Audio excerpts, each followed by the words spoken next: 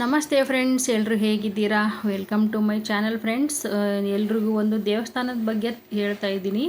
ಈ ದೇವಸ್ಥಾನ ಯಾವುದು ಅಂತ ನಿಮ್ಗೆ ಗೊತ್ತಿರ್ಬೋದು, ಗೊತ್ತಿಲ್ಲದೆ ಇರ್ಬೋದು. ನಾವು ನೋಡಿದ್ದೀವಿ, ಆದರೆ ದೇವ್ರನ್ನ ನೋಡಿದ್ದೀವಿ, ತೋರ್ಸೋಕ್ಕಾಗ್ತಿಲ್ಲ. ಹೊರಗಡೆ ಯಾವ ಥರ ಇದೆ ಅಂತ ಮಾತ್ರ ತೋರಿಸ್ಬೋದು.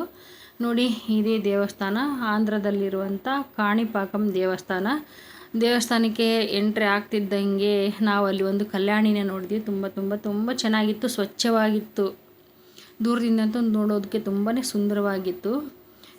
ದರ್ಶನಕ್ಕೆ ಹೋಗೋದಕ್ಕಿಂತ ಮುಂಚೆ ಕಲ್ಯಾಣಿಲಿ ಕಾಲು ತೊಳ್ಕೊಂಡು ನೀರು ಪ್ರೋಕ್ಷಣೆ ಮಾಡಿಕೊಂಡು ದೇವಸ್ಥಾನದ ದೇವರ ದರ್ಶನಕ್ಕೆ ಅಂತೇಳಿ ಹೋಗೋಕ್ಕೆ ಹೊರಡ್ತಾ ಇದ್ದೀವಿ.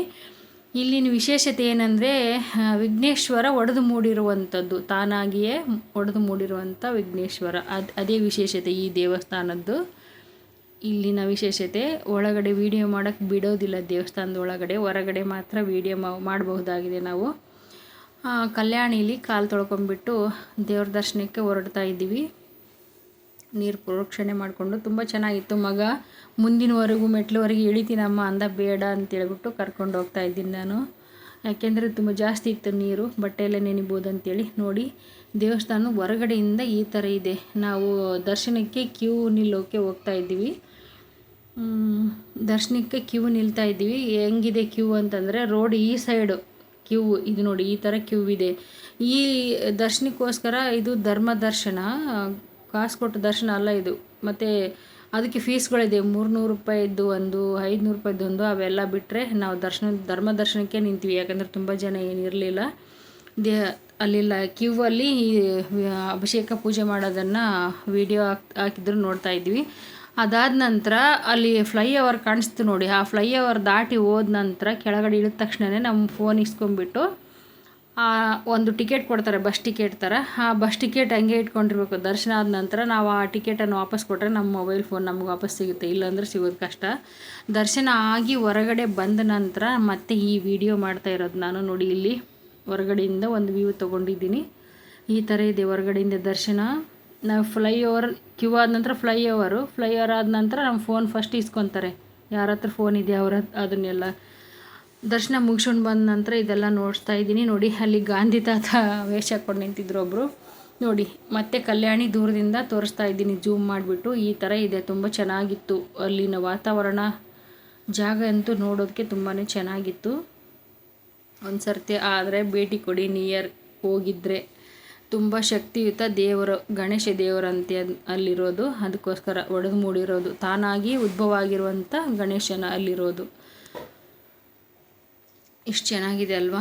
ಈ ದೇವಸ್ಥಾನ ದರ್ಶನ ಆದ ನಂತರ ನೋಡಿ, ಇನ್ನೊಂದು ದೇವಸ್ಥಾನ ಇತ್ತು ಪಕ್ಕದಲ್ಲಿ, ಶಿವನ ದೇವಸ್ಥಾನ. ಅಲ್ಲಿ ಹೋಗಿದ್ವಿ ನಾವು. ಇದು ಫ್ಲವರ್ ಕಾಣ್ತಾ ಇದೆಯಲ್ಲ, ಇದು ಆನೆ, ಎಲಿಫೆಂಟ್.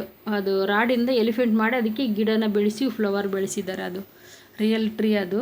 ನೋಡಿ, ದೇವಸ್ಥಾನ ಒಳಗಡೆ ಹೋಗುವಂಥ ದ್ವಾರ ಬಾಗಿಲದು ಫಸ್ಟ್ ತೋರಿಸಿದ್ದು. ಇದು ಎದುರುಗಡೆ ದ್ವಾರ.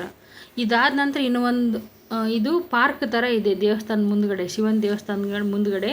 ಆ ಪಾರ್ಕಲ್ಲಿ ಇದು ಎಲ್ಲ ದೇವರು, 9 ಗಣೇಶ ದೇವರು, ಶಿವ ಪಾರ್ವತಿ ಇಬ್ಬರು ಇದ್ದಾರೆ. ಒಂದು ಸೈಡ್ ಶಿವ, ಇನ್ನೊಂದು ಸೈಡ್ ಪಾರ್ವತಿ, ಮತ್ತು ಬಸವಣ್ಣ, ಇಷ್ಟು ಇದ್ದಾರೆ. ದೊಡ್ಡ ತುಂಬ ಚೆನ್ನಾಗಿದೆ. ಇದು ಪಾರ್ಕ್ ಥರ. ದೇವಸ್ಥಾನ ಹೋಗೋದಕ್ಕಿಂತ ಮುಂಚೆ ಈ ಚಿಕ್ಕ ಪಾರ್ಕ್ ಬರುತ್ತೆ. ಈ ಪಾರ್ಕ್ ಆದ ನಂತರ ಇಲ್ಲಿ ಬಸವಣ್ಣ ಕಾಣಿಸ್ತಾ ಇದ್ದೆ ನೋಡಿ, ಅದ್ರ ಎದುರುಗಡೆ ಇನ್ನೊಂದು ದ್ವಾರ ಇದೆ ಅಲ್ವಾ, ಆ ದ್ವಾರ ಹತ್ತಿ ಇಳಿದು ಹೋದ ನಂತರ ದೇವಸ್ಥಾನ.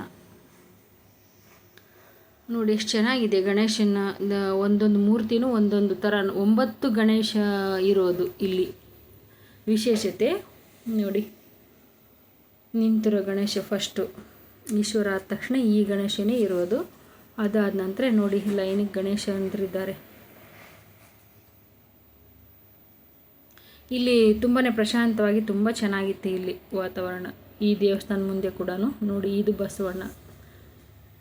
ಈ ಕಡೆಯಿಂದನೂ ಒಂದು ವ್ಯೂ ತೋರಿಸ್ತೀನಿ ನಾನು ನಿಮಗೆ ಯಾವ ಥರ ಇದೆ ಅಂತೇಳಿ. ಈ ಬಸವಣ್ಣನ ರೈಟ್ ಸೈಡ್ಗೆ ಪಕ್ಕದಲ್ಲಿ ಪಾರ್ವತಿ ಇರೋದು ನೋಡಿ. ಈ ಕಡೆಯಿಂದ, ಈ ದ್ವಾರದಿಂದ ಎಂಟ್ರಿ ಕೊಟ್ಟಿದ್ದು ಬಸವಣ್ಣನ ಹಿಂದುಗಡೆ ಇರೋ ದ್ವಾರ. ಬಸವಣ್ಣನ ಮುಂದುಗಡೆ ಒಂದು ದ್ವಾರ ಇದೆ, ಅದನ್ನು ಹತ್ತಿ ಕೆಳಗಡೆ ಇಳಿದ್ರೆ ದೇವಸ್ಥಾನ. ಇದು ಇಲ್ಲಿ ಪಾರ್ವತಿ ಇದ್ದಾರೆ ನೋಡಿ. ಈ ಸೈಡ್ ಶಿವ ಇದ್ದರೆ, ಈ ಕಡೆ ಪಾರ್ವತಿ ಇದ್ದಾರೆ.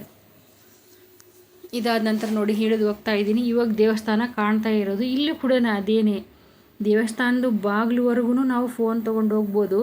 ವಿಡಿಯೋ ಮಾಡೋಕ್ಕಾಗೋದು. ಅದಾದ ನಂತರ ದೇವಸ್ಥಾನದ ಒಳಗಡೆ ವಿಡಿಯೋ ಆಯಿತು, ಫೋಟೋಸು ಯಾವುದೂ ಅಲೋವ್ ಇರಲಿಲ್ಲ. ಹಾಗಾಗಿ ಹೊರಗಡೆ ಎಷ್ಟು ಸಾಧ್ಯ ಆಗುತ್ತೆ ಅಷ್ಟು ತೋರಿಸ್ತಾ ಇದ್ದೀನಿ ನೋಡಿ. ಈವ್ನಿಂಗು ಸೂರ್ಯಾಸ್ತ ಆಗ್ತಾ ಇತ್ತು ನಾವು ಹೋದಾಗ.